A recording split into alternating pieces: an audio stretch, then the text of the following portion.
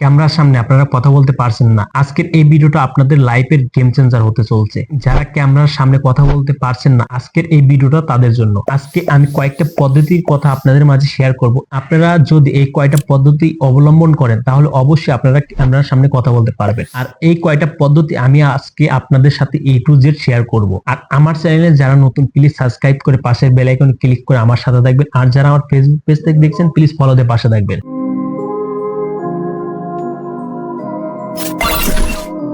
প্রথম যে পদ্ধতিটা আপনাদের সাথে শেয়ার করব সেটি হচ্ছে, প্রথমে আপনারা একটি খাতা এবং একটি পেন নেবেন। নেওয়ার পরে আপনারা স্ক্রিপ্ট লিখবেন। একটি স্ক্রিপ্ট লেখার পরে সেই স্ক্রিপ্টটা আপনারা প্রত্যেক দিন আধা ঘন্টা করে প্র্যাকটিস করবেন। যদি এইভাবে আধা ঘন্টা করে প্র্যাকটিস করে থাকেন তাহলে আপনারা খুব ইজিলি ভাবে তখন ক্যামেরার সামনে কথা বলতে পারবেন। আপনারা যদি খাতা কলম দিয়ে যদি লিখতে সমস্যা হয় তাহলে আপনারা কি করবেন, আপনার যে স্মার্টফোন আছে, আপনার স্মার্টফোনে দেখবেন একটা নোটপ্যাড একটা অ্যাপস আছে, সেই অ্যাপসে আপনারা একটা স্ক্রিপ্ট নোট করবেন। নোট করার পরে আপনারা ফোন দিয়ে আপনারা প্রত্যেক দিন আধা ঘন্টা করে এরকম 1 মাস প্র্যাকটিস করবেন। ফুল 1 মাস প্র্যাকটিস করবেন। 1 মাস পরে দেখবেন আপনি খুব ইজিলি ভাবে আপনারা ক্যামেরার সামনে কথা বলতে পারবেন। সেকেন্ড যে পদ্ধতি হলো, আপনারা প্রত্যেক দিন একবার করে হলো গোসল করেন দিনে।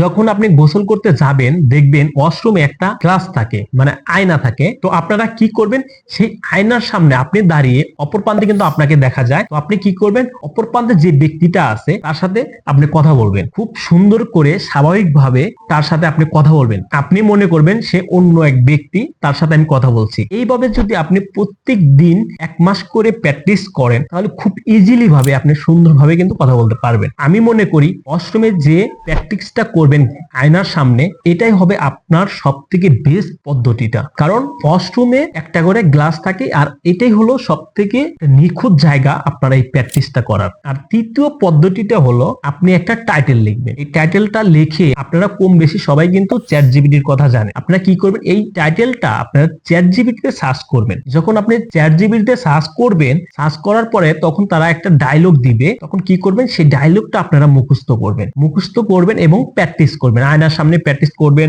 আপনার ব্যালকনিতে প্র্যাকটিস করবেন, আপনি যখন কফি বা চা খেতে বসছেন তখন প্র্যাকটিস করবেন। চা খাওয়ার সময় আপনারা চায়ের কাপ যে আছে কাপের দিকে তাকিয়ে প্র্যাকটিস করবেন। এইভাবে যদি আপনারা কন্টিনিউ 30 দিন আপনি প্র্যাকটিস করেন তাহলে কিন্তু আপনি ক্যামেরার সামনে খুব ইজিলি ভাবে কথা বলতে পারবেন। এই 3টা পদ্ধতি যদি আপনি ফলো করেন অবশ্যই আপনি ক্যামেরার সামনে কথা বলবেন এবং কথা বলতে পারবেন। আর একটা কথা হলো, ক্যামেরার সামনে যখন আপনি কথা বলবেন তখন আপনার যে ফেসটা আছে, এই ফেসটা আপনার ক্যামেরার যে লেন্সটা আছে, ঠিক লেন্সের দিকে তাকিয়ে কথা বলবেন। ঠিক আছে, আপনি যদি লেন্সের দিকে তাকিয়ে কথা বলেন তাহলে খুব ইজিলি ভাবে আপনি কথা বলতে পারবেন এবং খুব সুন্দর ভিডিও তৈরি হবে বা একটা ভিডিও রেকর্ড হবে। আপনি পরবর্তীতে দেখতে পারেন খুব সুন্দর ভাবে কিন্তু আপনার ভিডিওটা তৈরি হয়ে গেছে। তখন কিন্তু আপনি এটা বুঝতে পারেন আমি খুব ইজিলি ভাবে আমি ক্যামেরার সামনে এখন কথা বলতে পারছি। এইভাবে যদি আপনারা 1 মাস কন্টিনিউ প্র্যাকটিস করেন তাহলে খুব ইজিলি ভাবে আপনারা ক্যামেরার সামনে কথা বলতে পারবেন। আর এই 3টা পদ্ধতির মধ্যে আপনার কোন পদ্ধতিটা সব থেকে বেস্ট মনে হয়েছে আপনারা কমেন্টের মাধ্যমে জানিয়ে দিবেন।